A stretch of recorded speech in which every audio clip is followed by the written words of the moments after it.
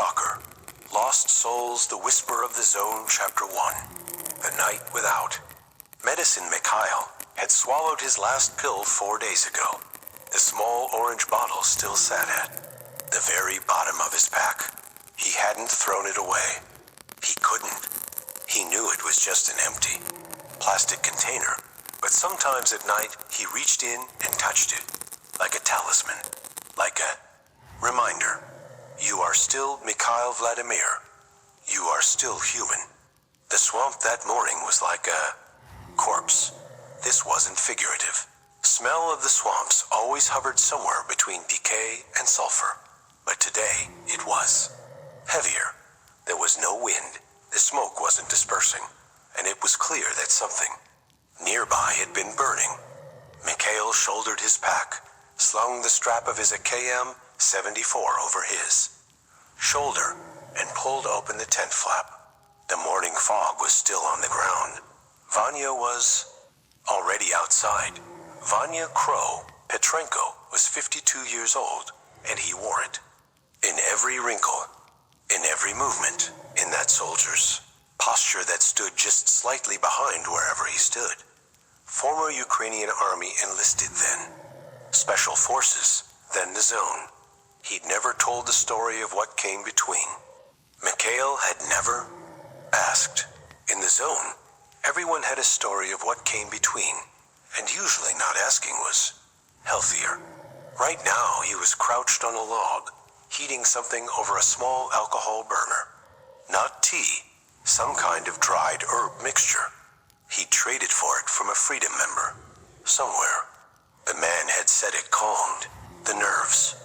Vanya hadn't said whether he drank it, but every morning he heated something like this. You didn't sleep, said Vanya, without looking at Mikhail. I slept. You got up at 2:10 in the morning, went outside, came back. Again at 4:20. At 5 you got up and didn't go. Back to bed. Vanya looked at the cup. I know this because I didn't sleep either. Mikhail came over and sat across from him. His hands were on his knees, trying to look calm, but the hands slowly found each other on their own without realizing it. This was the first sign of the pre-manic phase. The hands wanted to hold on to something. When did your medication run out? Asked Vanya. Silence. Mikhail. 4 days. Vanya said nothing. He just took the cup off the flame, poured into it, and extended it to Mikhail. Mikhail took it. It was warm. That was enough. There's a convoy today, said Vanya. On the Cordon Road in the afternoon. Logistics. There might be medicine inside. At least painkillers, antibiotics. Maybe if we're lucky something useful turns up. Not the kind I need. No, but better than nothing. Vanya looked at him. That gaze that covered everything. Mikhail's eyes, his hands, how he was sitting, how he was breathing. Like a tactician measuring variables in the field. Can you stay controlled? This was the question. The only question. And it covered everything. Yes, said Mikhail. Vanya waited 3 seconds, and he turned and looked at the fire. Okay, Zhenya Vazilenko came out of the tent when the sun had fully risen, or as much as the zone would allow. In the Chernobyl Exclusion Zone, real sunlight was rare. Usually, there was a flat whiteness filtering from behind the clouds, the kind that couldn't make shadows, couldn't warm you, but irritated the eyes. Zhenya's burn scars looked deeper in that light than usual. The marks that ran from his left temple down his neck, where the skin had tried to close. Again, but never quite did. Despite this, Zhenya never hid his face. No mask, no hat, direct gaze, as if the burns weren't a shame, but a knowledge, a document. He came and sat beside Mikhail, without asking, without needing to ask. He took out his PDA and looked at the screen. Mikhail looked at his own. PDA 2. In the zone, the PDA was life. This wasn't figurative. It was literal. Messages left by stalkers across the zone, coordinates of dead zones, anomaly warnings, trade offers. The small, glowing screen was a survival guide updated every morning. Mikhail scanned that morning's messages. Snork activity increased in southeast Agroprom. Those passing through should be careful. Anonymous. Duty patrol at Cordon checkpoint. Been stationary for 2 days. Recommendation, northeast. Route, Ghost 79. Trade, 5.45 millimeters ammo in exchange for bandaging material. Serious offers. Only Rostock area. Trader Vasek Mikhail closed the PDA, a duty patrol. This made the job more complicated. He looked at Zhenya's screen. Zhenya turned the PDA toward him, showing a message. Warning, small-scale conflict between freedom and duty. North Agroprom border. Civilian passage dangerous. Marked 1 fan, Mikhail handed it to Vanya. Vanya read it. We won't go from the east, we'll go from the northeast. He folded the map. Longer but safer. Dima Spark Orlov woke last as always. 19 years old, from Kharkov. His father a factory worker, his mother a nurse. He'd told them all this on the first night in the iced swamp without anyone asking. Just told them because newcomers to the zone did that. They talked as if trying to remember who they were, as if telling the story enough times would keep the zone from erasing them. He came out of the tent, hair going every direction, with that tired, child's expression on his face. In his hand was a can he was trying to open. You're holding the knife backwards, said Mikhail. Dima looked, flipped the knife. Thanks, you've been in the zone 4 months. Someone else usually opened them. Vanya's lips twitched. For Vanya, this was a big expression. Dima opened the can, looked inside. Beans. Always beans. Be grateful, said Mikhail. Last month, I ran into a loner who'd been eating boiled dog meat. But he hadn't said so. To my face, I only found out afterward. Dima scrunched up his face. Then he laughed. A real laugh, the kind that Zone hadn't managed to extinguish yet. Coming from the belly, not fake, not forced. Mikhail turned away. 19, he thought. And the thing that followed that thought, he didn't want to give it a name. At noon, Vanya explained the plan. All 4 were inside the ruin. An old Soviet structure, walls. Partly collapsed, roof open. Rusted metal rods everywhere. Broken glass, that gray dust the zone, had infused into every surface. Vanya crouched down and drew a rough map on the ground with a stick. This is the main cordon road, he said, drawing a long line. This is the bend. The convoy always slows. Down here, standard procedure for overloaded vehicles. The drivers know the bad asphalt well. When the second vehicle slows, it'll stop. We'll be here. How many people will be in the vehicles? Asked Dima. Second vehicle, driver and 1 guard. First, 2 to 3 people. Third, vehicle behind usually acts as a rear guard. It'll either give support or fall back when it sees the situation. What if it gives support? Zhenya cuts that side. Vanya looked at Zhenya. Zhenya nodded. Mikhail and I move up front. We want to finish fast in the first strike. In the zone, a long firefight always means losing. Noise brings other things. What kind of other things? Asked Dima. Every kind. Vanya stood up. Dima, I can come up front. You're staying in the rear. Vanya, I can also. You are staying in the rear. This time his voice had dropped but grown heavier. Look at me. Dima looked. In the zone, there are 2 ways to make a mistake. First, doing the wrong thing. Second, not being in the right place. You're still doing the second one. If you come up front, we might lose someone. If you stay in the rear, we might not lose anyone. That's the math, Dima said. Something, but his voice was too low to understand. He looked at Mikhail, as if expecting a different answer, as if Mikhail was going to say, come. Mikhail turned his head. Stay, said that. Movement. Please stay. Dima put down his can of beans, stood up, and moved a little distance. Away, leaning against the wall. Before they set out, Mikhail checked his pack one more time. A KM-74, 40 rounds, full, magazine inside. 2 spare magazines, one full, one half full. On his right wrist, an old model. Geiger counter, bought before entering the zone. Batteries changed once. In his left pocket, PDA. Right pocket, bandages, tourniquet. At the bottom of the pack, a bottle of vodka, half full. Vodka in the zone was like money. Both currency, painkiller, antiseptic, and on some nights the only companion. Mikhail didn't drink much, but he carried it, because those who didn't carry it ended up regretting it. Beside the bottle, that empty orange plastic, Mikhail picked it up, looked at it, threw it away.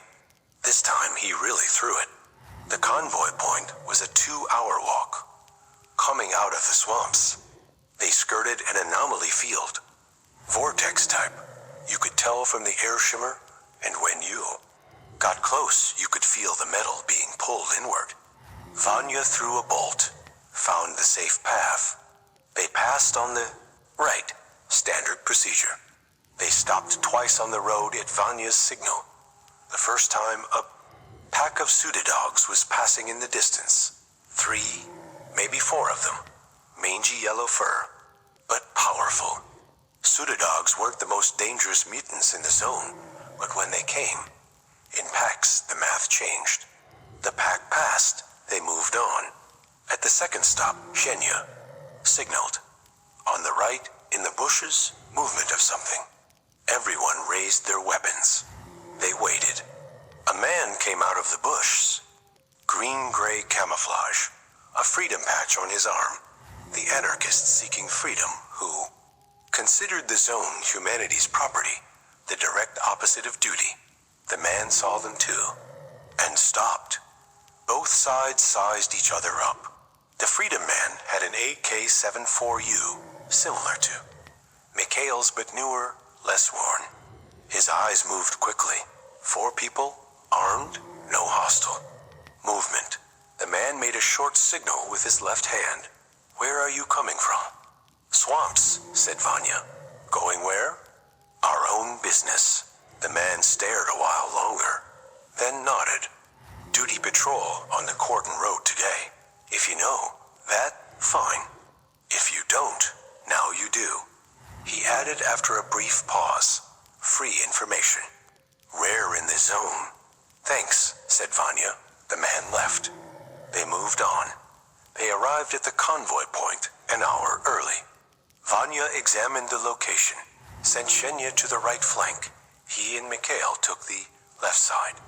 Dima in the rear, behind the ruined wall. Mikhail crouched, rifle forward, and waited. And the waiting began. Waiting in the zone had its own character. Outside, everything kept going. Wind, birds. If any, sounds of something distant. But the brain didn't slow down. It sped up. Thoughts. Queued up, not waiting their turn. Mikhail's thoughts that day hadn't queued. They'd broken the queue. The hum in his mind was now a clear frequency. Shrill, constant, resembling an hen.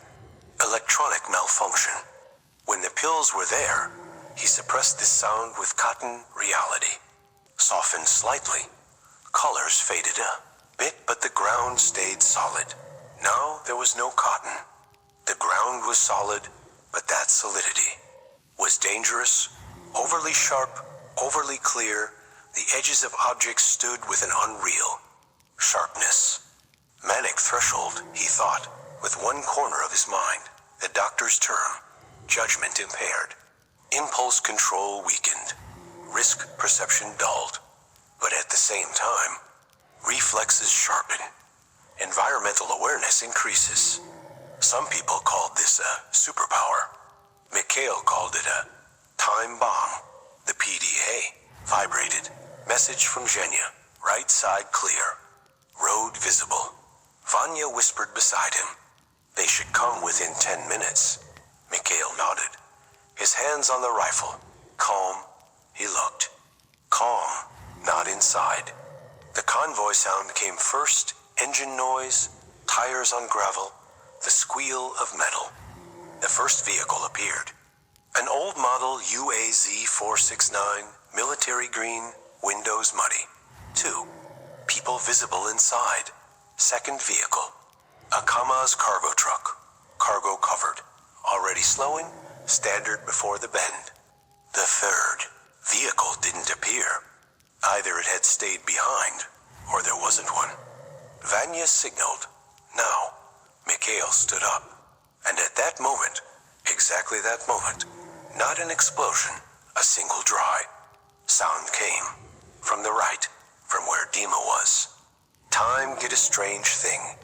Mikhail would try to describe this afterward and couldn't find the words. As if something clicked. Not a lock, like a brake. The brake was gone. What remained was pure movement. Thought had ended. Movement had begun. The distance between them was 12 steps. Mikhail didn't count, but his body counted.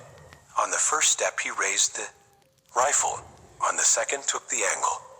On the third, the first man saw him and reached for his weapon. But he was too slow. Everything was too slow. The world was moving in dough, and Mikhail was not. The first firefight was brief. The reason it wasn't long wasn't Mikhail's training. The reason it wasn't long was that Mikhail had forgotten his training in that moment. The reflex remained. Thought was gone. This was dangerous. This also worked. Vanya's voice came from a distance, from within. The fog. Mikhail. Enough. Mikhail stopped. Were his hands trembling? He was looking, but couldn't quite see. No, they weren't trembling. This was a moment when hands should normally tremble. A few meters away, Dima was sitting against the wall, holding his left shoulder. His eyes were open. He was breathing. A graze. Something inside Mikhail loosened. Then something else. Tightened. They checked the vehicles. Vanya and Zhenya opened the cargo. Mikhail waited outside, rifle forward, watching. The road. Dima came over, still holding his shoulder. Thank you. Mikhail didn't answer. I mean, it's seriously. If you hadn't come, you should have stayed in the rear. Dima went quiet. Then, softly said, I know. Mikhail looked at him. 19 years old. Kharkov. Factory father, nurse. Mother. The zone didn't know this. The zone didn't care. Don't do that again, said Mikhail. Okay, promise. Dima hesitated. I promise. Mikhail turned away. Vanya came back with his face flat, his voice flat. There's medicine. Antibiotics, painkillers, a box of bandaging material. He paused. Not the kind you need. I know. Vanya looked at him. That long, measuring look. Then in a low voice. So Dima and Zhenya wouldn't hear. I saw what happened today, Mikhail. What was necessary was done. No. Vanya stepped closer. It wasn't what was necessary. It went beyond what was necessary. After a pause, I'm not criticizing this. I'm not saying no. I'm just saying it. His voice dropped further. The zone has awakened the monster inside you. You can't go back anymore. This wasn't a threat. It wasn't a warning either. It was an observation. The kind a surgeon makes on the operating table. Not emotionless, but not a lie either. Just true. Mikhail said nothing. In the distance, Dima was showing showing something to Zhenya, an old magazine that had come out of the cargo, printed before. Anyone entered the zone. Zhenya was looking at it, not turning the pages, but looking. Mikhail looked at them, then closed his eyes. The hum in his mind was still going, but it was different now. Not darker, deeper, quieter. I will protect them, he thought, no matter what the cost. That night when darkness fell, they returned to the old building. Vanya took the watch. Zhenya sat beside Mikhail, as always, without asking. Dima slept in the corner, fast asleep, the sleep of the young. Mikhail didn't take watch, but he didn't sleep either. He took out the vodka from his pack, opened the cap, smelled it. Alcohol. And something more. The zone's smell had seeped into everything. He took a sip. Then, another. Zhenya reached over and took the bottle from Mikhail's hand. Took a sip. Gave it back. Mikhail looked at him. Zhenya ignored him. From the distance, from the depths of the swamp, came the sound of something. Sudadog call, or snork, or something else. Hard to tell. The zone spoke its own language at night. Mikhail set down the vodka, took his rifle into his lap. The hum in his head had slowed. The vodka had done it. Or Zhenya's silence. Or both. But it hadn't fully stopped. It wouldn't anymore. Chapter 2. The darkness of Agroprim. The road to Agroprim was never beautiful. This wasn't the slow uglification of the zone's other regions, the swamp's fields turning to. Marsh, cordons control points left to rust. Agroprim was different. This place had become ugly. In a single day, or maybe in an hour, maybe less. The Soviet-era research and agricultural facility complex, abandoned after 1986, cursed twice over as the zone grew. The buildings were still there. Walls in place, windows, broken, insides dark. But dark wasn't quite the right word. More accurately, the insides seemed full. You didn't know what was in them, but they weren't empty. Vanya had set it on there first. Approach. In Agroprim, never stay alone in a building. Never turn a corner alone. Never go. Down without light, Dima had. Wanted to ask why at the time. You could see it on his face. But he hadn't asked. Now he was going to find out. They arrived before noon. The weather was gray and flat. The zones. Standard cover. Cloud ceiling low. Light seeming to come from all directions but casting no shadow anywhere. Mikhail was more careful in this kind of weather. With no shadows. Depth. Perception changed. Distances became deceptive. Vanya stopped in advance, signaled everyone to wait. He scanned Agroprim with binoculars, from a distance. Main building entrance looks clear, he said in a low voice. Movement in the left wing, but probably wind. Right wing unknown. Mikhail checked his PDA. A message. Updated a few hours earlier. Agroprom underground floor. Bloodsucker activity confirmed. At least 3 individuals. Reconnaissance team returned 2 losses. Do not go underground. Steel nerves. There's an underground level, said Mikhail, extending the PDA to Vanya. Vanya, read it. Gave it back. We won't go underground. We're looking for supply depots in the upper floors, that's all. Bloodsuckers can come up. They can. Vanya lowered the binoculars. Anything can happen, but we calculate probabilities. Otherwise, you can't take a step in the zone. Zhenya came to their side, tilted his. Head to the right. A question mark. What's there? Bloodsuckers, said Mikhail. Zhenya's. Expression didn't change, but his hand went to his belt, touching the grip of the short-barreled. Spas 12 he carried there. A confirmation of sorts. I know. I'm ready. Dima's voice had come out a bit loud. Bloodsuckers. Whisper, said Vanya. Dima corrected. What exactly is a bloodsucker? Silence.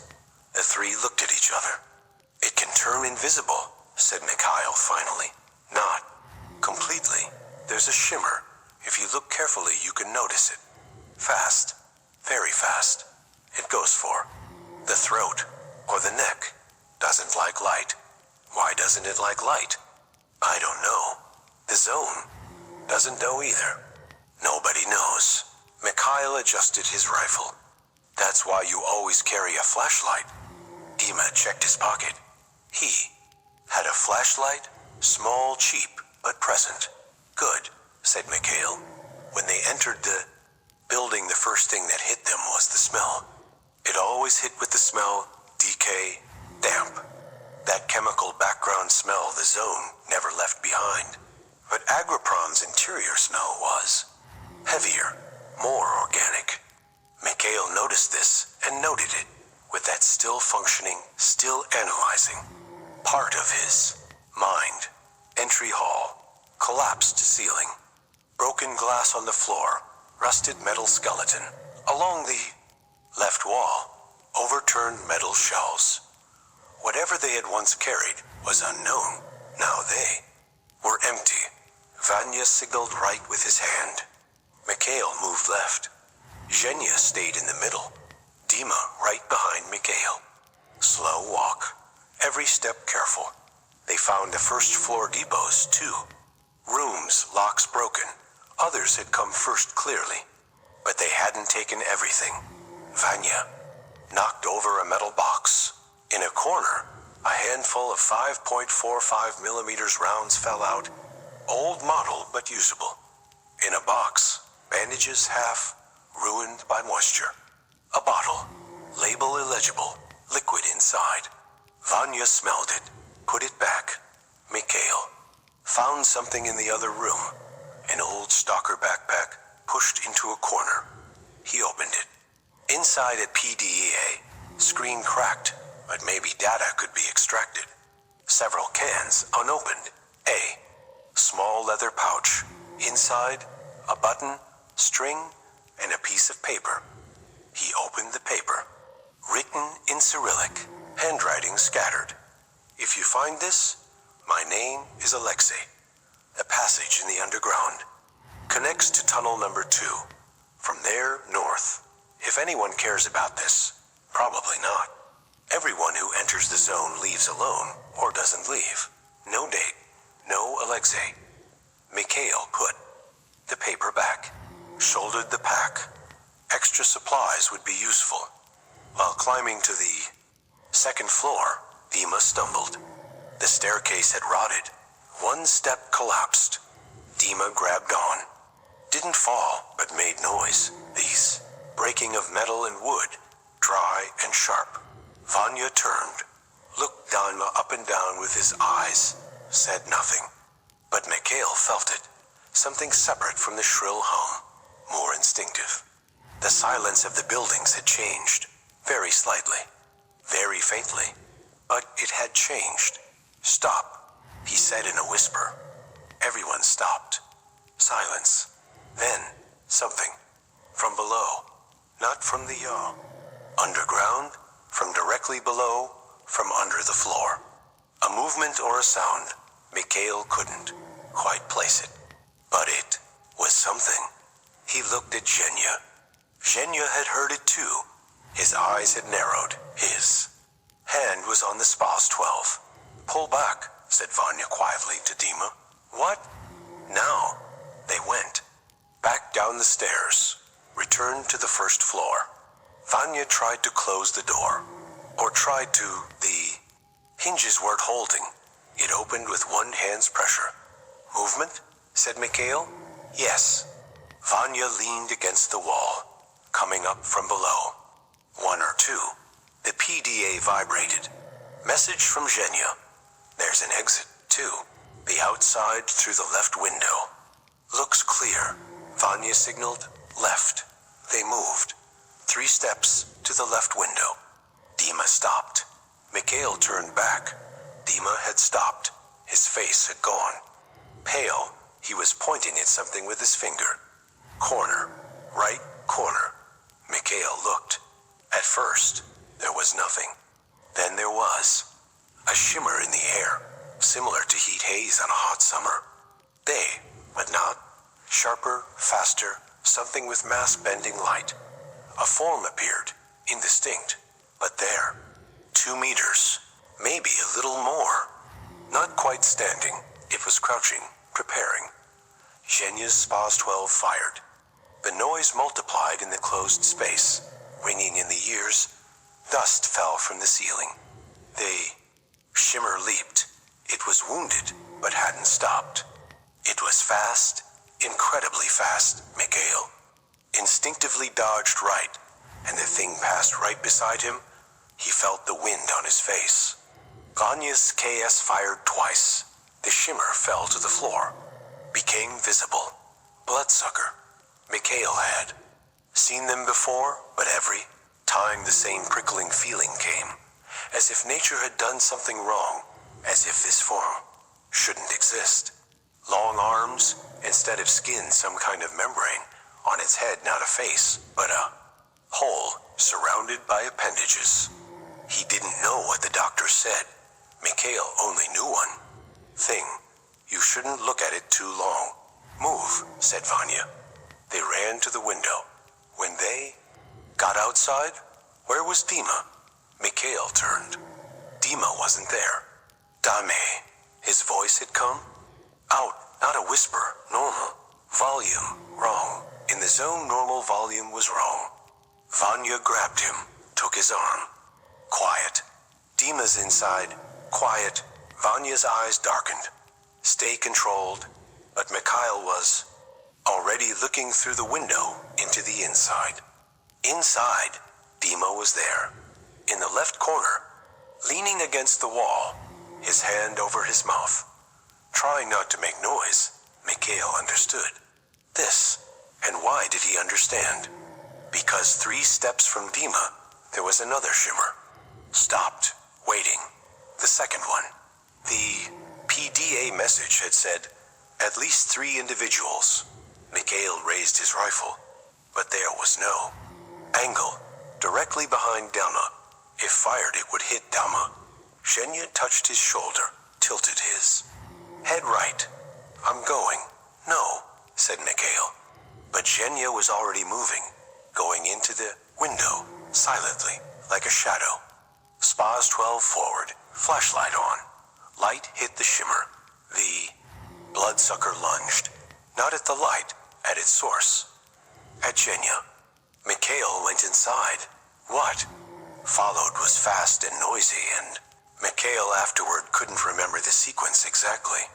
The AKM-74 fired twice. Zhenya hit. Something Dima ran. Vanya's voice came from outside saying, out, out, out. They got out. All. 4. All of them. When they were 10 meters from the building, Mikhail stopped, turned, counted. Vanya, Zhenya, Dima. All 4. Mikhail looked at his hands. They were trembling. This time they were trembling. A few meters away, Dima had sat down on the ground, knees bent, breathing, fast, shallow. Beginning of shock. Mikhail recognized it. He crouched beside him. Look at me, Dima looked. His eyes were there, not lost. Breathe, slow. I breathe, then talk. Dima breathed. Again. I'm fine, he said finally. No, you're not. But you will be. Mikhail stood. Zhenya was holding his right arm, claw marks, superficial, not deep. Vanya took out antiseptic, extended it to Zhenya. This time Zhenya took it. Vanya looked at Mikhail. Said nothing. Mikhail said nothing either. In the afternoon, they took a break at a point north. At the corner of an old ruined wall, a spot sheltered from the wind. Vanya distributed the cans silently. Nobody was talking much. Dima stared at his can. Didn't eat. Dima, said Mikhail. I know. I need to eat. I'm not saying you need to eat. I just said your name. Dima looked at him, man laughed, forced, but laughed. Is this the zone's therapy? Technique? There's no therapy in the zone. There's vodka in the zone. Mikhail took the bottle from his pack, still half full, extended it to Dima. I don't drink. Today you do. Dima took it, a small sip, coughed. Zhenya extended his hand. Mikhail gave it. One sip, gave it back. Vanya took it, had a long sip, put the cap on, tossed it to Mikhail. Keep it with you? You need it today? Mikhail looked at the bottle. Didn't drink. Put it in his pocket. At sunset, Vanya spread out the map, paper map. The zone's standard trade map, marked over, some points noted. He put his finger on the east of a grope room. There's a loner camp here. Small, 5 or 6 people, but reliable. I don't want to stay out here. Tonight, open terrain, and there's bloodsucker activity. Let's move to the camp. How many? Hours? Asked Mikhail. 2.5. We can get there before dark falls. Zhenya looked. At the PDA, read a message, turned to Mikhail. Extended the PDA, warning. Bandit group. Spotted at a Gropram East Passage. 6 to 8 people, heavily armed.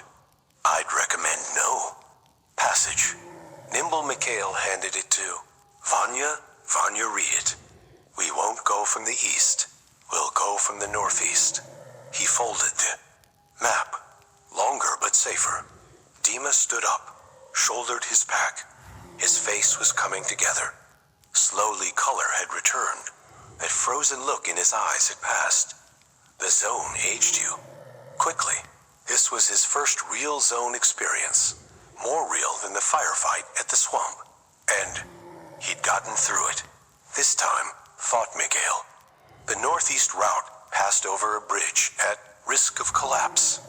Vanya went ahead, tested it. It held. They crossed one by one. Halfway on the road, they came to an anomaly field. Mikhail's Geiger counter started clicking. Not radiation, something else. There was an electrical feeling in the air, hair standing up. Electro-anomaly. Vanya threw a bolt, found a path. They went. Around from the right. While Dima was watching the electrical bristling, he asked, how do these anomalies form? Nobody fully knows, said Mikhail. The zone produces them itself. They shift. After emission, their locations move sometimes. That's why old maps don't work. When does an emission come? I don't know. Sometimes once a day, sometimes once a week. The sky turns orange, then the wave comes. You have about 15 seconds to get to a shelter. Dima walked quietly for a while. Then, why did you come here? Mikhail didn't answer. Everyone has a reason, said Dima. Vanya says money. Zhenya never says. You haven't said either. That's right, won't you say? No, Dima nodded. Accepted it. He'd learned at least this in the zone. Some doors were closed and knocking. Didn't work. Mikhail was walking ahead, but he'd heard the question, and he knew the answer. He wasn't saying it because the answer was ordinary, embarrassingly ordinary. I couldn't stay anywhere else. I didn't have what it took to stay outside the zone anymore. Pills, money, connections, family. The zone admitted everyone. This was unconditional. The zone didn't ask who you were, what you'd done, how sick you were. The zone was open, and you walked in. And then the zone changed you. They reached the loner camp 10 minutes before dark fell. It was a small camp. 2 tents, a fire, 4 people. A 5th was keeping watch outside. Mikhail noticed him before they'd even arrived. The camp founder was Vladimir, nearly 60, hair white, eyes tired. Is there space? Asked Vanya. Vladimir looked them all over. Did you bring any conflict on your heels? No. Are bandits chasing you? No. Then there's space. pointed to the fire. Sit. The evening meal, if you could call it a meal, was eaten around the fire. Volodya's group spoke little, but it wasn't hostile. This was the zone's fatigue. They didn't want to spend energy talking. Dima started talking to a young man, Timur, 22 years old. The two quickly fell into a comfortable ease. Youth operated on the same frequency, in the zone and outside. Mikhail watched them. Vanya came beside him, said in a low voice, "You held together well today." Had to. Having to and choosing aren't the same thing. Vanya looked at the fire. Is it for Dima? Mikhail didn't answer. Just what I thought. Vanya stood. I'm taking first watch. You sleep. I can't sleep. I know. Try anyway. Mikhail didn't sleep. At midnight, Zhenya came. Sat beside him as always. The fire had almost gone out. Only coals remained. From far away came sounds the zone made at night. Strange, unidentifiable, but Mikhail's ear could now distinguish them. The howl of a pseudodog, the distant cackle of a snork, sometimes sounds belonging to nothing. Identifiable sounds the zone itself made. Zhenya took out his PDA, turned the screen toward. Mikhail, tomorrow we need to pass through South Agroprum. There's a duty checkpoint there. Do you want to pass through, or do we go around? Mikhail read it, thought, wrote a reply on his PDA. I don't prefer duty, but going around adds 2 hours. Let's leave the decision to Vanya. Zhenya read it, nodded, and he wrote something else. Extended it. I saw last night's Agroprum message. Duty gave 48 hours. Time is running out. Mikhail read it, wrote back. If we leave the area, there's no problem. Zhenya wrote, if we can leave. Mikhail looked, wrote back, we will. Zhenya took back the PDA, read it, stared at it a while, then wrote, extended it. You're saying that for Dima, aren't you? Mikhail didn't answer. Zhenya took back the PDA, wrote something more, extended it. The zone loves you, Mikhail. That's not a good thing. Mikhail stared at it, stared a long time, then gave back the PDA without writing. Zhenya understood. When the morning alarm came, Vanya had already been awake for a while. A PDA message had come in, broadcast to the whole region. Emergency. Large psi emission approaching. Center. Rain scorcher region. Estimated radius. 3 kilometers. ETA. 8 to 12 minutes. All stalkers find shelter. 8 minutes. Vanya opened the map. Closed. It opened it. Pointed with his finger. There's a place here. Half a kilometer north. Old research depot. Has an underground floor. Psi resistant. How many minutes? Asked Mikhail. If we run, we'll make it. They started. Running. Running in the swamps was like blindness. Between the trees, direction slipped away. The ground was irregular, roots, mud, old wooden remnants. The Geiger counter was clicking. Constantly now, not rhythmic, panicking. Vanya ran in front, the fastest unexpectedly 52. Years old, but soldier muscle was memorized. Zhenya on the left, parallel, same speed. Dima and Mikhail together. Dima was limping, his ankle. Keep going, said Mikhail. I'm keeping going faster, my ankle. Mikhail bent down, put Dima's arm over his shoulder. Half carrying, he ran. Heavy, but carryable. The zone made everything carryable eventually. 6 minutes, 5. Vanya's voice came from ahead, here. The structure appeared. Old, low, concrete, but it had held. There was a hatch in. The ground metal rusty.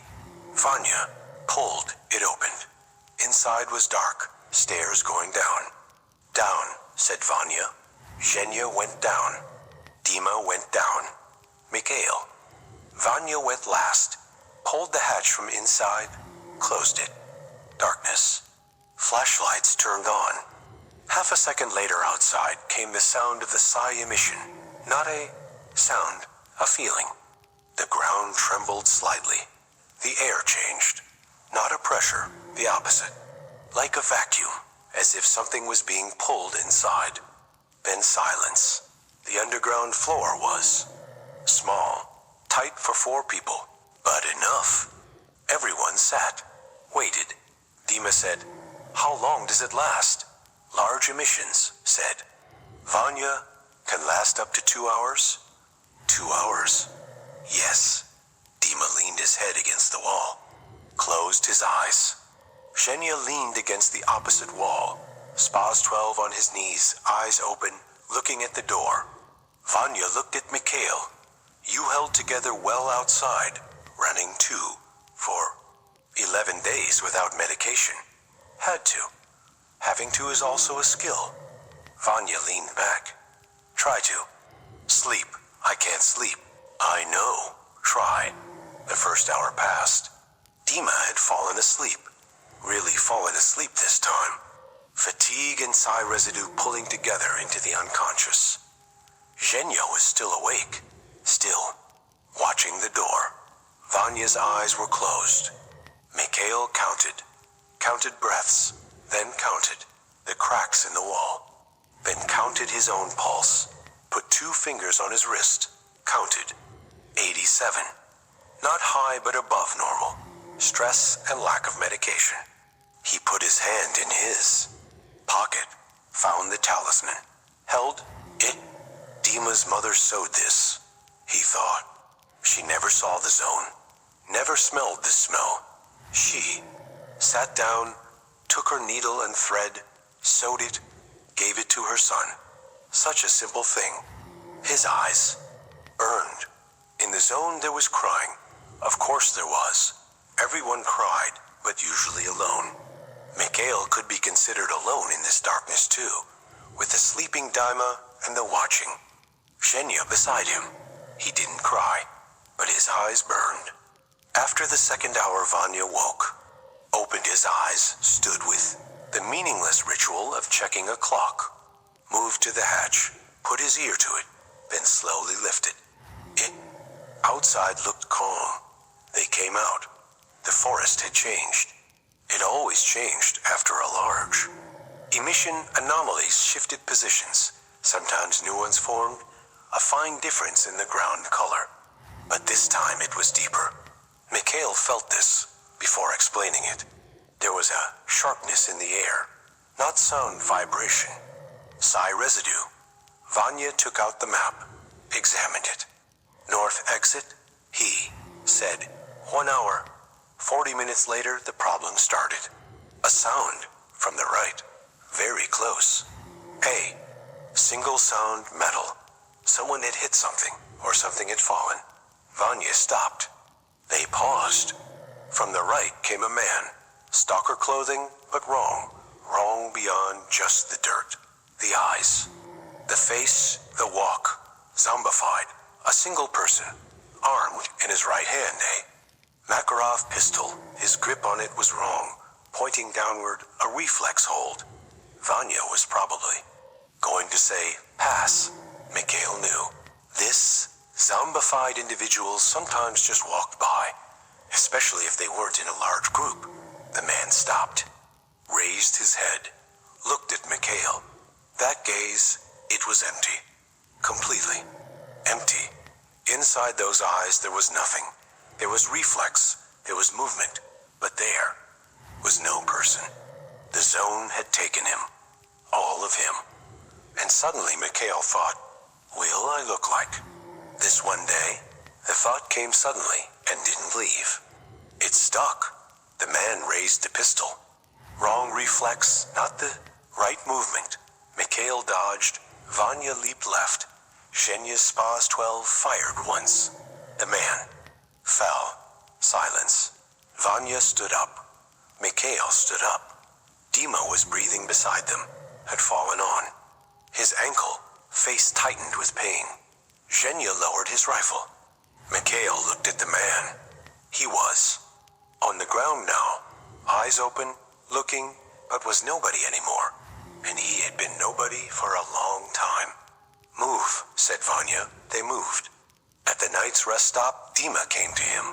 I wanted to give you something, he said. He put his hand in his pocket, took out a small object, leather sewn with red thread, stuffed with something inside. What's this? A talisman. My mother sewed it. She gave it to me before I entered the zone, extended it. Take it. Mikhail looked at it. That's yours. It protected you. Today, you protected me. It protected you. Now let them both go with you. Dima, take it. There was insistence in his voice, young stubbornness. Please. Mikhail took it, held it in his palm. It was light, like a feather. He didn't ask what was inside. Thank you, he said.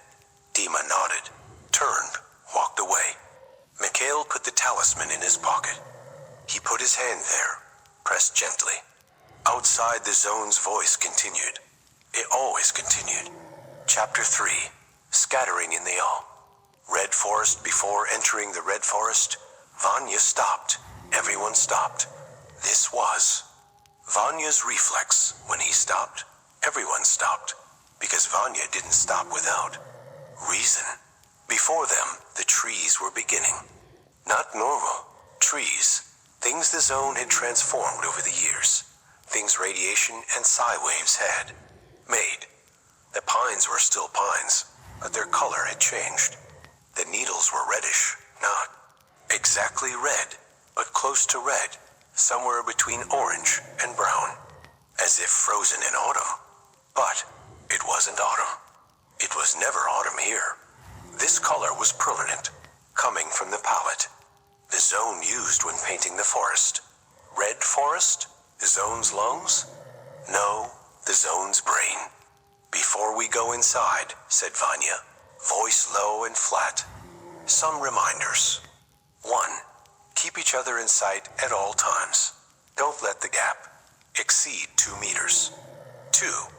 If a psi wave starts, immediately drop to the ground. Close your eyes, put your hands over your ears. If you hear voices in your head, don't answer them. 3. He stopped, continued. 3. Trust nobody until we get out of here.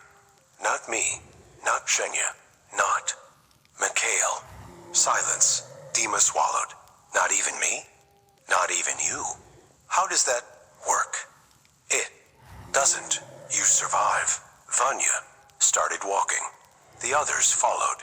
The inside of the forest was different. From the outside it was just trees, strange colors, but still trees.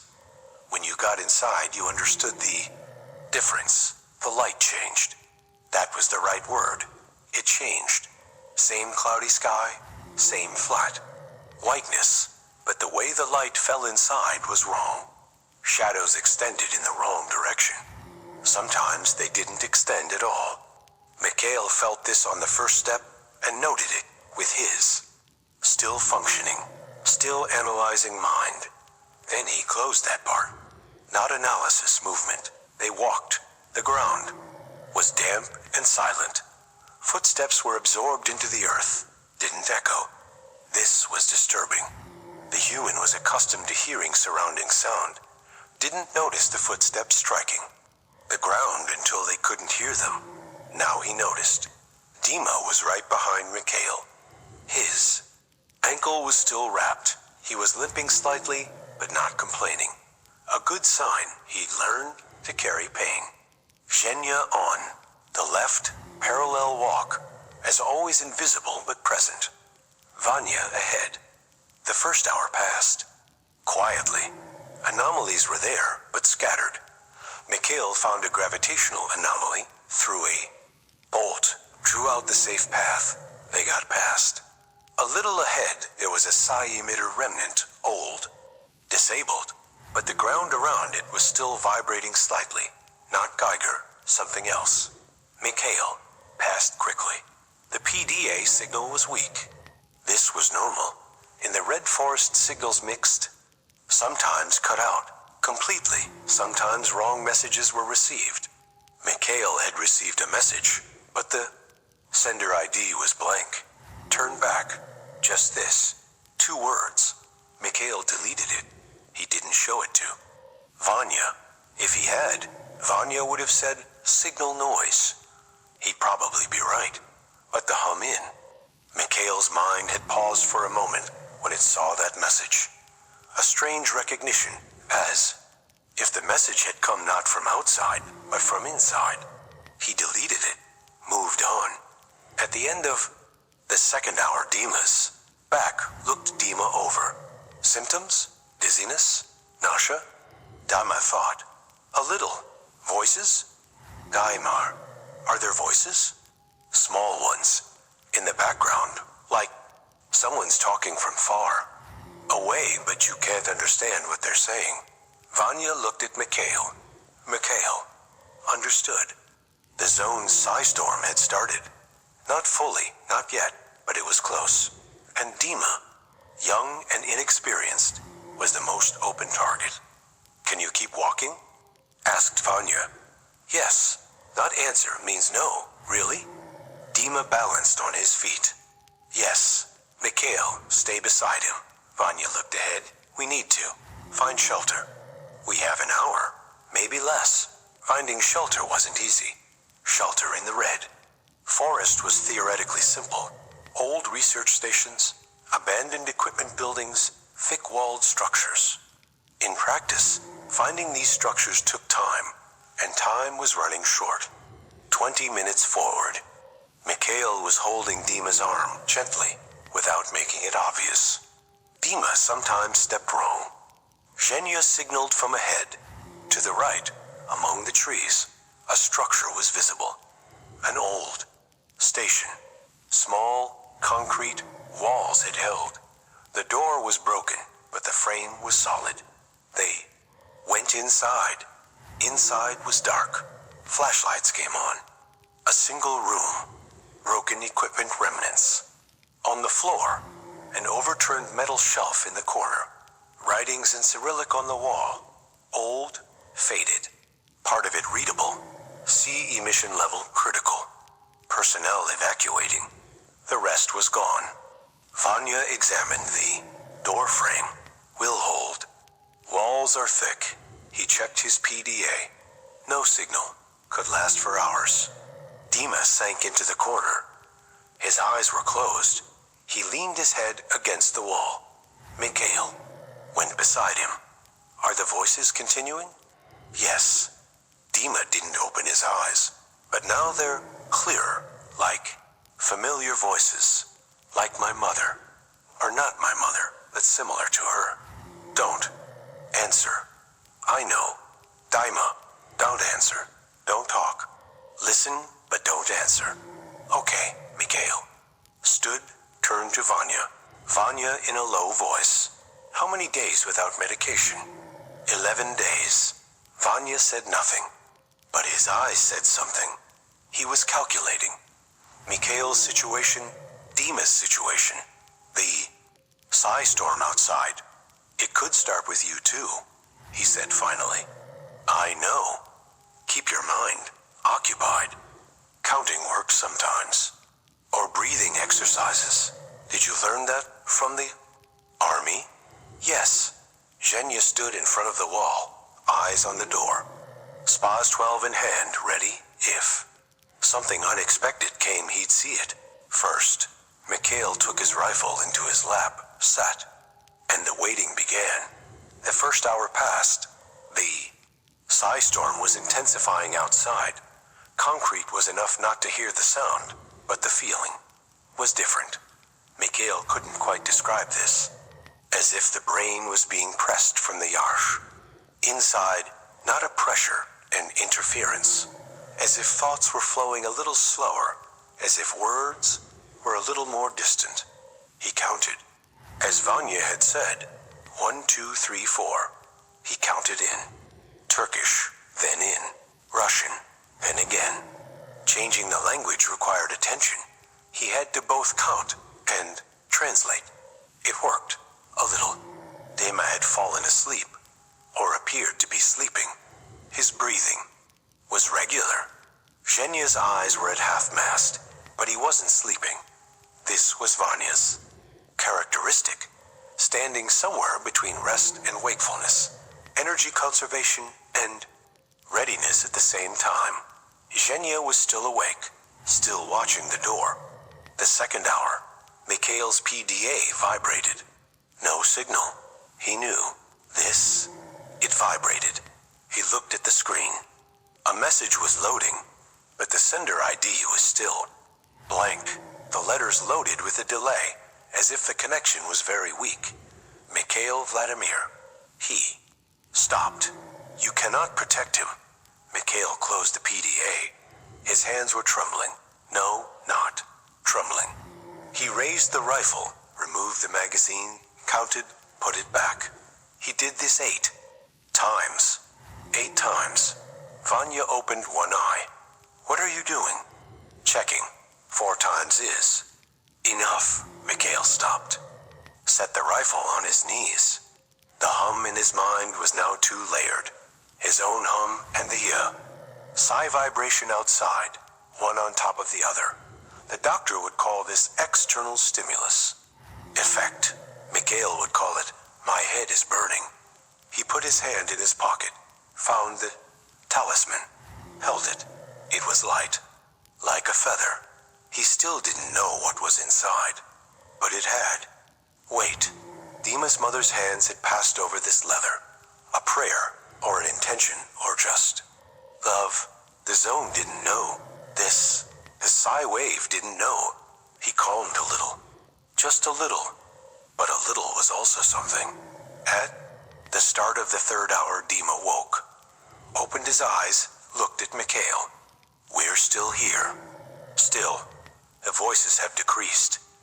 He sat up straight. He touched his ankle. I'm hungry. Being hungry in the zone is a good sign, said Mikhail.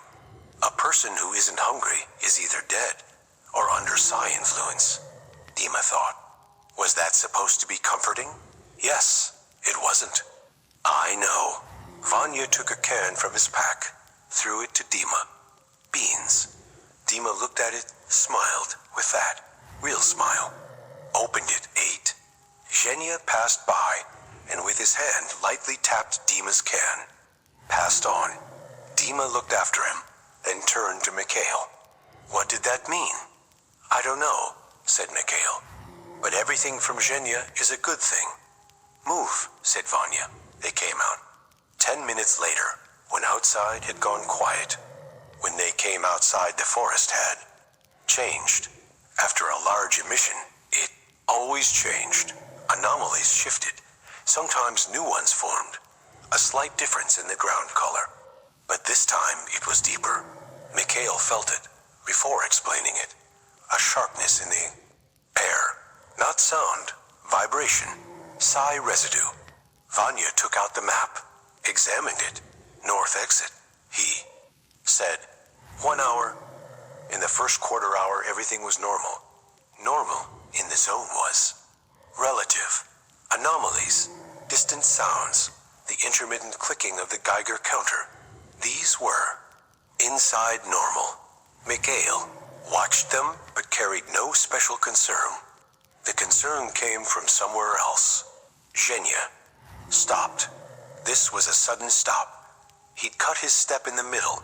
His left foot had been suspended in the air for a moment. Then he'd set it down, but slowly, carefully. Mikhail stopped. Vanya stopped. Dima stopped too. Looked at them. What? Zhenya turned his head to the right. Looked at the trees. Mikhail looked too. He saw nothing. He heard something? From very far. Away, very vaguely. But it was there. Footsteps, but irregular. Not synchronized, more than one. But no coordination. Not an animal. Animals had rhythm. This was human walking, but wrong. Zombified, thought Mikhail. In the zone. Zombified stalkers were another category. They weren't dead. They walked. They moved. Sometimes they carried weapons and used them. But they had no inside. The psi emission had erased a part of the brain. All that was left were reflexes. not even an animal, less than that. And the red forest was full of them. He looked at Vanya. Vanya nodded. He knows. PDA signal was still weak, but a message was loading slowly. Red Forest North Passage. Zombified group. Estimated 6 to 8 individuals. Not heavily armed, but numbers dangerous. Avoiding confrontation recommended. Echo 6 Vanya pointed. East. Detour. They agreed. Without making noise, they changed direction. The east detour was longer. Half an hour more, maybe 40 minutes. But fighting. Zombified groups would take longer and cost much more. They walked quietly for 10 minutes. Then Vanya stopped. There was something ahead. A person. Alone. Standing at the base of a tree. Back to them. Motionless. Vanya signaled. Everyone to freeze with his hand. Slowly raised his rifle. Mikhail raised his too. The man was standing motionless. Had clearly been there for a long time. His boots had sunk into the mud. His shoulders had fallen. His rifle was not beside him, but had fallen to the ground 3 steps. Away. Zombified. But strangely very quiet. Zombified individuals usually made noise, irregular breathing, their characteristic grunts. This one was making nothing. Vanya slowly moved forward, took an angle, and the man turned. His face seemed familiar to Mikhail. 1 second. A single second. Then he didn't recognize it. It was something his own mind had created. Was it psi residue or fatigue? He didn't know. The face was a stranger's, pale, eyes full but empty. Vanya didn't fire. The zombified man didn't fire either. He just looked for a long time. Then turned, started slowly walking around the tree, going nowhere, just circling. Vanya slowly passed. The others followed. 2 hours remained to the north exit. Mikhail's hum was multi-layered at that point. His own bipolar noise, the chemical. Imbalance created by 11 days without medication. On top of that, the psi residue, the storm, had passed, but its trace remained, like a sediment in the brain. And on top of these, exhaustion. Sleep had fallen below 5 hours for 3 days. Eating was irregular. Ammunition was running low. Mikhail counted these, like an accounting. A way to stay active. Count everything. Keep it concrete. Don't get lost in the abstract. Vanya came beside him, whispered while walking. How are you? I'm counting. Counting what? Everything. Vanya looked at him for a moment, nodded. Good. Half an hour later they paused. An opening was before them, a place where the trees thinned, the ground changed. Beyond this, the north border of the red forest began. Thinner trees, less dense. Vanya looked at the map, then stopped, looked again. This is the wrong opening, he said. What? This is the wrong opening. We pulled east, but this is the southwest side. During the psi storm, we lost direction. He folded the map. 1 more hour. Silence. Dima sat down, held his ankle, not complaining, but his face said it. Short break, said Vanya. 5 minutes. During the break, Zhenya came, beside Mikhail. He opened his PDA, wrote, extended it. I saw yesterday's Agroprum message. Duty gave 48 hours. Time is running. Out. Mikhail read it, wrote back. If we leave the area, there's no problem. Zhenya wrote, if we can leave. Mikhail looked at him, wrote back, we will. Zhenya took back the PDA, read it, stared at it a while, then wrote, extended it. You're saying that for Dima. Mikhail didn't answer. Zhenya took back the PDA, wrote something more, extended it. The zone loves you, Mikhail. That's not a good thing.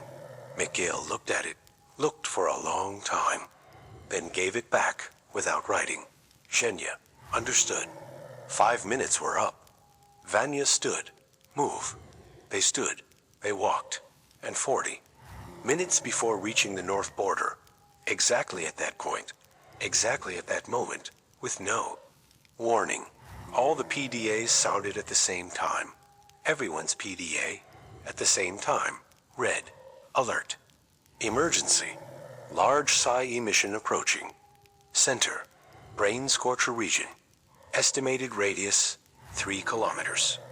ETA 812 minutes. All stalkers find shelter now.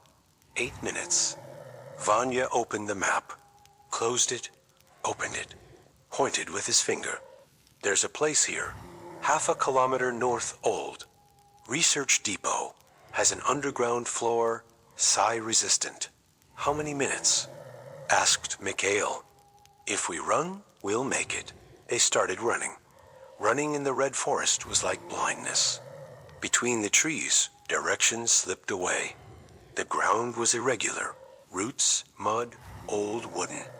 Remnants. The Geiger counter was clicking. Constantly now. Not a rhythm. Panicking. Vanya ran in front. Fastest unexpectedly. 52 years. Old but soldier muscle was memorized. Zhenya on the left, parallel, same speed. Dima and Mikhail together. Dima was limping. His ankle. Keep going, said Mikhail. I'm keeping going? Faster. My ankle. Mikhail bent down, put Dima's arm over his shoulder. Half carrying he ran. Heavy, but carryable. The zone made everything carryable eventually. 6 minutes. 5. Vanya's. Voice came from ahead. Here. The structure appeared. Old, low, concrete, held. A hatch on the ground. Metal. Rusty. Vanya pulled. It opened. Inside was dark. Stairs going down. Down, said Vanya. Zhenya went. Down. Dima went down. Mikhail. Vanya went last. Pulled the hatch from inside. Closed it. Darkness. Flashlights turned on. Half a second later outside came the sound of the psi emission. Not a sound, a feeling. The ground trembled slightly. The air changed. Not pressure, the opposite, like a vacuum, as if something was being pulled inside. Then silence. The underground floor was small, tight for 4. People, but enough. All sat, waited, Dima said. How long does it last? Large emissions, said. Vanya, can last up to 2 hours. 2 hours? Yes. Dima leaned his head against the wall, closed his eyes. Zhenya leaned against the opposite wall, Spas 12 on his knees, eyes open, watching the door. Vanya looked at Mikhail. You held together well outside, running too. For 11 days without medication. Had to. Having to is also a skill. Vanya leaned back. Try to sleep. I can't. Sleep. I know. Try. The first hour passed. Dima had truly fallen asleep this time. Fatigue and psi residue pulling together into the unconscious. Zhenya was still awake, still watching the door. Vanya's eyes were closed. Mikhail counted breaths, then counted the cracks in the wall, then counted his own pulse, put 2 fingers on his wrist, counted. 87. Not high, but above normal. Stress and lack of medication. He put his hand in his pocket, found the talisman, held it. Dima's. Mother sewed this, he thought. She never saw the zone, never smelled this smell. She sat down, took her needle and thread, sewed it, gave it to her son. Such a simple thing. His eyes burned. In the zone there was crying. Of course there was. Everyone cried, but usually alone. Mikhail could be considered alone in this darkness too, with the sleeping Dima and the watching. Zhenya beside him. He didn't cry, but his eyes burned. After 2 hours Vanya woke, opened his eyes, stood, moved to the hatch, listened, then slowly lifted it. Outside looked calm. They came out. The forest had changed. After a large emission, it always changed. Anomalies shifted, sometimes new ones formed, a slight difference in the ground color. But this time, it was deeper. Mikhail felt this before. Explaining it, a sharpness in the air, not sound vibration, psi residue.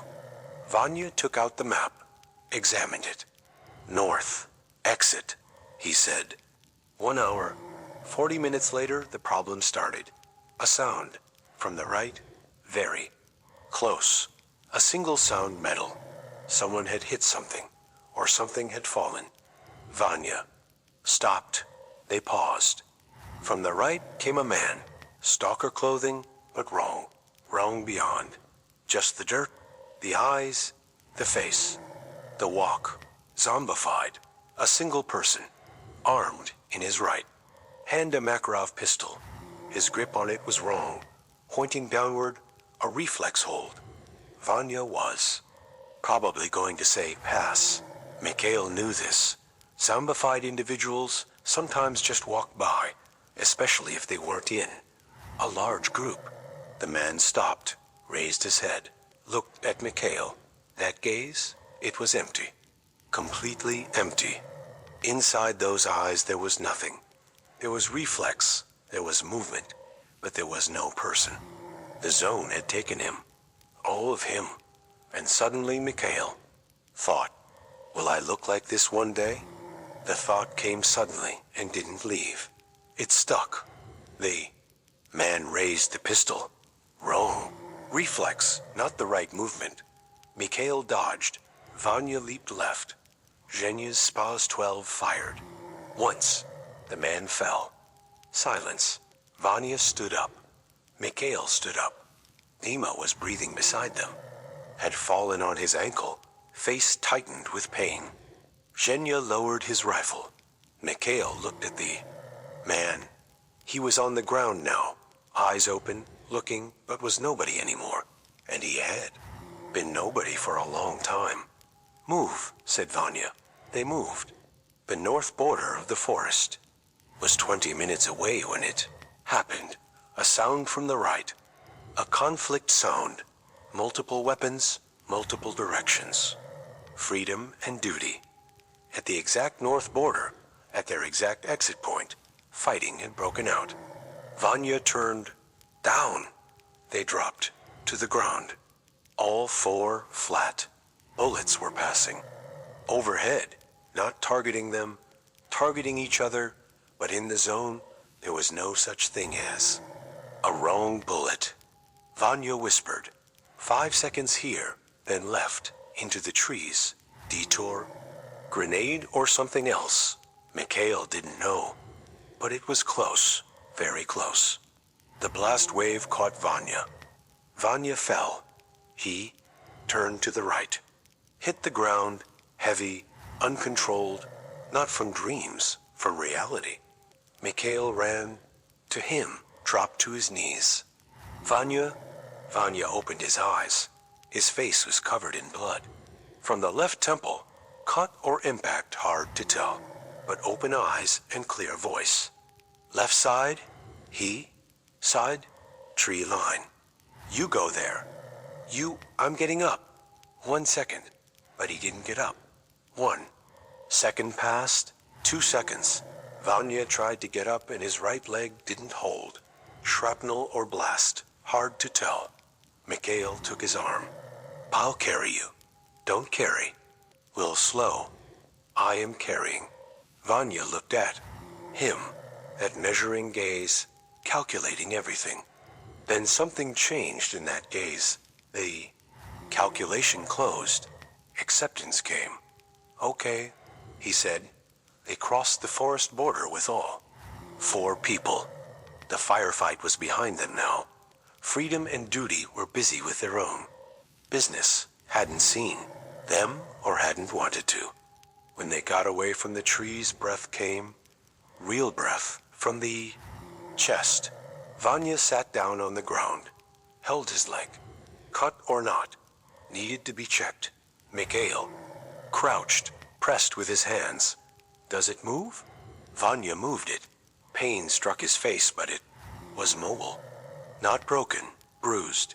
Can you walk? In a little while. Zhenya extended water. From his canteen, the last of it. Vanya took it, drank, gave it to Mikhail.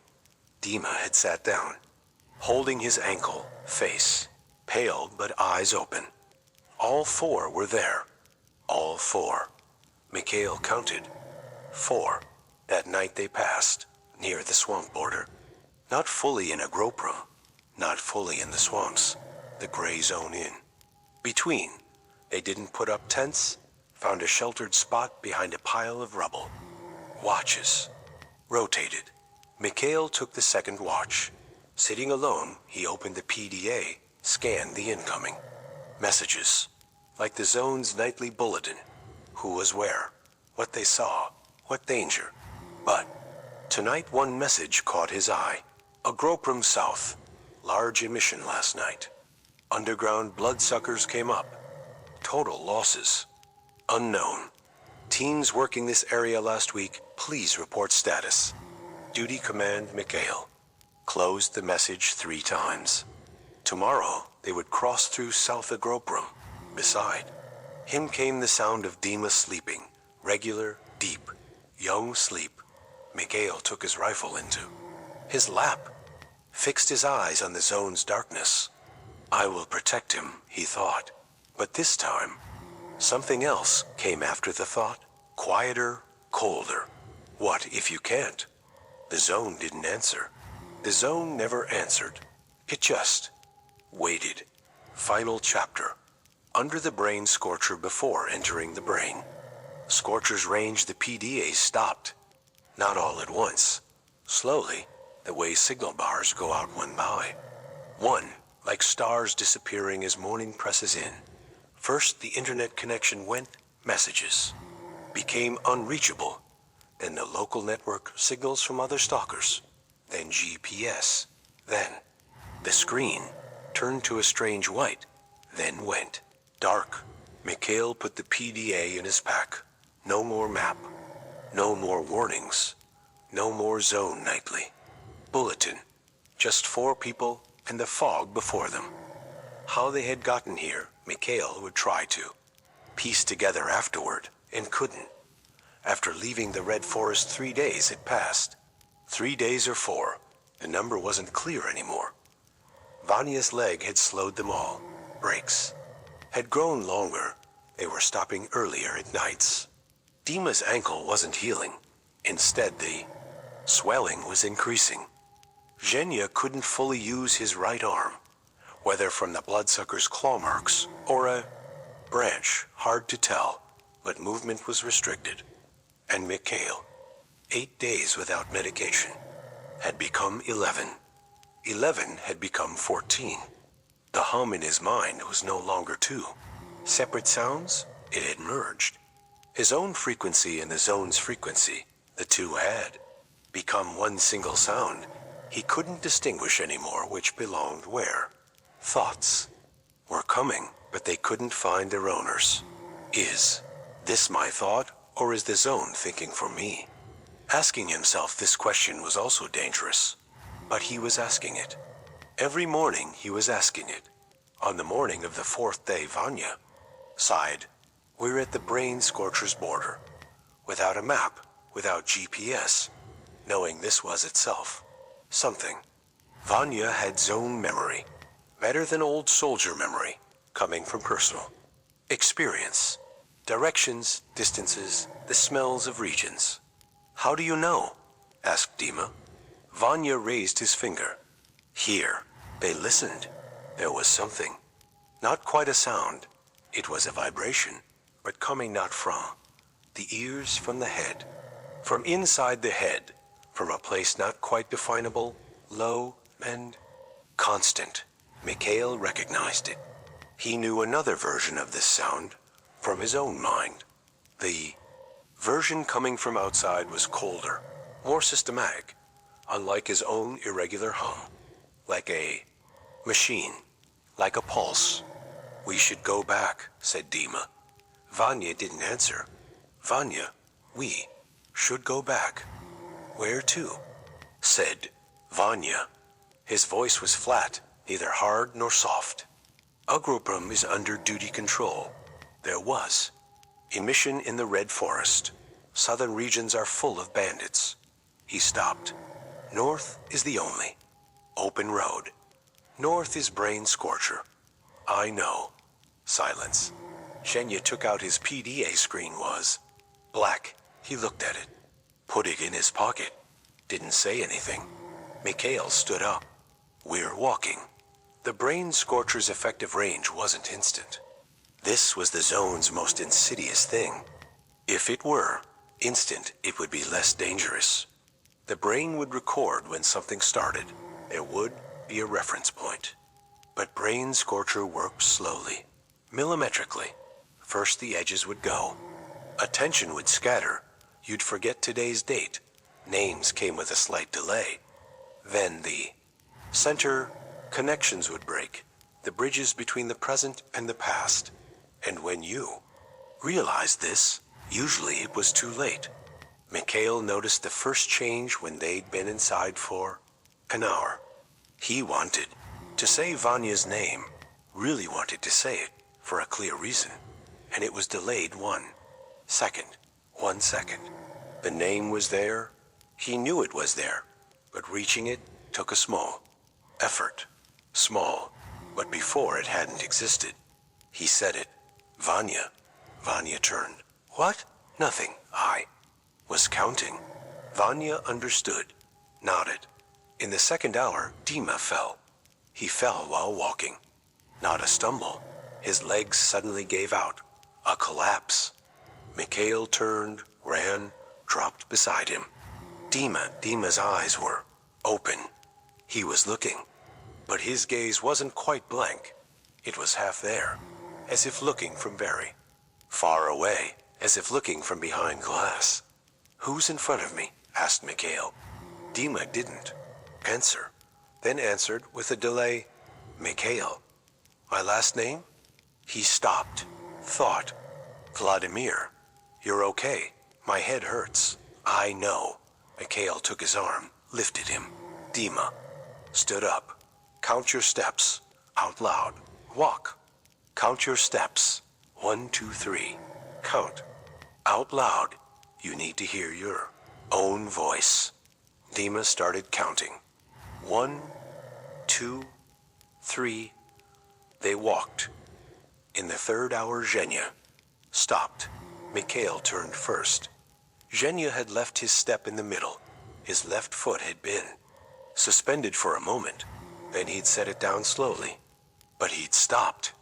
Zhenya turned. His face was flat, always flat. The burns masked expression. But the eyes were different. The normally sharp eyes that recorded everything had blurred. A little. Mikhail stepped closer. Quietly. How many fingers? He held up 2 fingers. Zhenya looked. 2. Name of the city. He stopped for a long time. Then his lips moved. No sound came. Then sound came. Kharkov? Kharkov is Dima's city. Zhenya blinked. Poltava. Correct. Mikhail put his hand on Zhenya's shoulder. Walk slowly, right behind me. Zhenya nodded. Mikhail turned, looked at Vanya. There was nothing on Vanya's face. But the nothingness was everything. Vanya's face was never empty. There was always something there. Calculation or attention or that distant soldier's fatigue. Now it was flat. This was terrifying. Vanya looked. Say something. What should I say? Anything. Vanya thought, should I remind you of a zone rule? Yes. Don't leave your friend behind. A brief silence. Yes, said Mikhail. That rule. At the start of the 4th hour, the structure appeared. Brain Scorcher Center. The facility itself. Concrete and steel. Extending underground partly. Open above. From it not a light, but a vibration radiating. This vibration wasn't visible, but it was there. It was in everything. All four stopped. They looked around. Fog, trees, the zone's silence, and a few meters away, the others. Zombified stalkers, walking with heavy steps, no direction, no range, just following the zone's pulse. 5, 6 people, in the distance. Mikhail looked at them, looked, and understood. This was the direction. This was the direction going from the forest edge to the swamp. The zone was pulling them there. It had always been pulling. There was something in this direction. A magnetism, a sound, a whisper. Come, said the zone. You don't need to think anymore. You don't need to carry anymore. Let go. Mikhail put his hand in his pocket, searched for the talisman, found it. Listen, said Mikhail. All four looked at him, or looked, the gaze and 3 of them had clouded, but they were still there, still inside. I am still Mikhail Vladimir, he said. He said it loudly, as if saying it to the zone too. Not from Kharkov, from Dnipro, bipolar disorder. 14 days without medication. He stopped. And this is my story, not the zone's. Dima looked, his eyes brightened, a little, only a little, but they brightened. I'm Dima Orlov, said Dima. His voice was hoarse. I'm 19 years old. My mother is a nurse. Zhenya moved his lips. No sound came, but the words were there, readable. Poltava. Zhenya Vasilenko. Vanya spoke last. They waited. Vanya looked at the ground, then looked at the sky, then looked at Mikhail. Vanya Petrenko, he said. 52. Ukrainian army, discharged. He stopped. That's all. Silence. The zone was silent.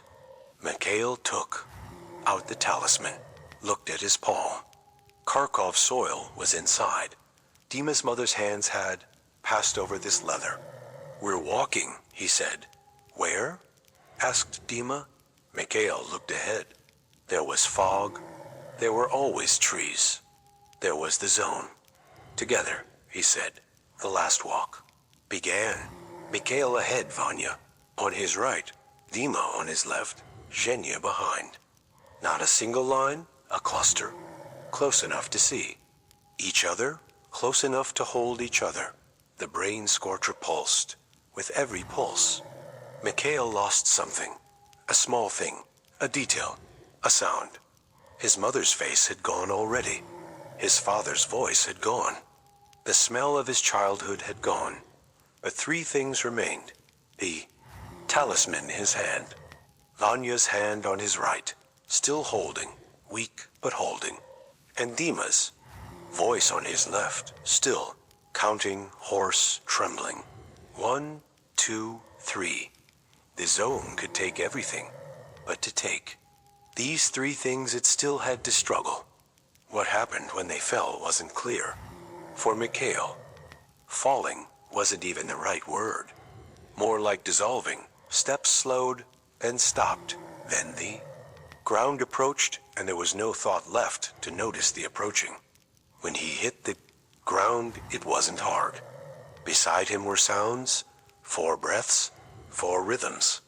All 4 hadn't fallen at the same time, but all were on the ground, at different moments on the same path. Mikhail tried to keep his eyes open. He looked to his right. Vanya was there, not face down, lying on his side, eyes half open. He looked to his left. Dima was sitting, knees drawn, head fallen forward. He couldn't look behind, but he heard Zhenya's breathing. He was there. The zone at that moment didn't speak. This was unexpected. The zone always spoke. Its whisper, its vibration, its sound, but right. Now it was silent, as if waiting. Mikhail felt the talisman in his palm, still holding, fingers holding, not knowing. When they had, by reflex, Kharkov soil, he thought. Dima's mother, the name came. Orlov.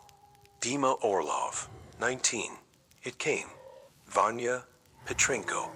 It came. Zhenya Poltava. It came. Mikhail closed his eyes, opened them, closed them. The zone was waiting, but Mikhail was waiting too. Then something happened. Vanya's voice came from very far away, very hoarse, but it came. Don't leave your friend behind. Mikhail heard it. Dima's voice came, trembling, small. 3, 4. Mikhail heard it. And Zhenya. Zhenya never spoke. Hadn't spoken throughout the zone. He had burned scars. Was his. Voice cut off. Was it a choice? Mikhail had never asked. But now a sound came. It was hoarse. It was cracked. Like the creak of a door long unused. But it was a word. Mikhail. Mikhail's eyes opened. The zone stopped. The pulse cut. 1 second, 2 seconds. Like a machine shutting. Down. Then it started. Again. But in those 2 seconds, Mikhail rose. To his knees, then to his feet. His hands were trembling. This time they were trembling. Both from lack of medication and fatigue and the zone. But he was standing. He went to Vanya, took his arm, lifted. Vanya rose. He went to Dima, entered his shoulder, lifted. Dima rose, kept counting. 5, 6. He went to Zhenya, extended his hand. Zhenya looked. With that distant gaze, those blurred but still their eyes. Mikhail held his hand, squeezed. Zhenya squeezed, rose. All 4 were standing. The brain scorcher kept pulsing. The zone hadn't ended. They hadn't ended either. Mikhail looked ahead. There was fog. There was always fog. But through it, there was a direction, vague, Maples's, Deepsless, Peely's. Just instinct. Just what remained. We're walking, said Mikhail. 3 of them looked. Together, he said. And they walked. 4 people, 1 cluster, into the fog. The zone took much from them. Took their names, took their faces, took their voices, took their past. All of it, slowly, with every pulse, with every step further in. But something was happening that the zone hadn't planned. They weren't letting go of each other. This was the thing the zone didn't know how to take. The last scene, Mikhail looked at his hand. There was something in his palm. Small, leather, sewn with red thread. He was holding it. He didn't know why he was holding it. He didn't know what it was. The zone had taken this. Knowledge had taken it hours ago. Only his fingers had forgotten to let go. The fingers let go. The talisman fell to the ground. Kharkov's soil spilled. Disappeared into the fog. Mikhail turned. Behind him were 3 silhouettes.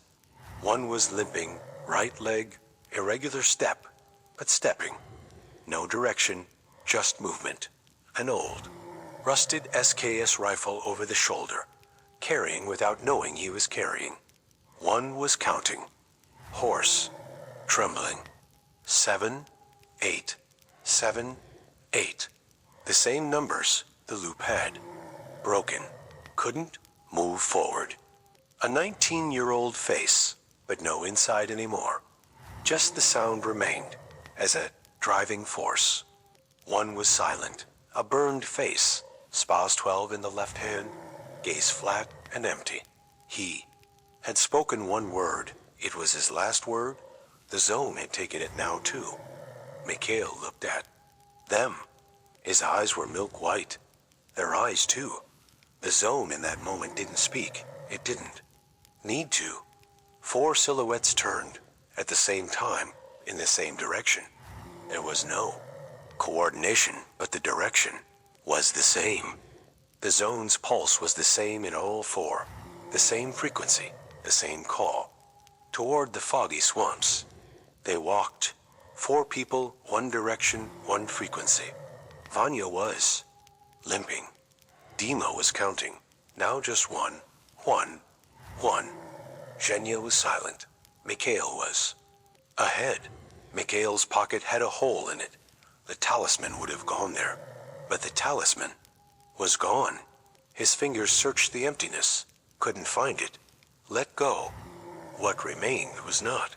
Mikhail Vladimir, not Vanya. Petrenko, not Dima Orlov, not Zhenya Vasilenko. Just 4 footsteps, and the zone's endless. Whisper. The whisper now came not from outside, but from inside. Nobody felt this difference. Anymore. The end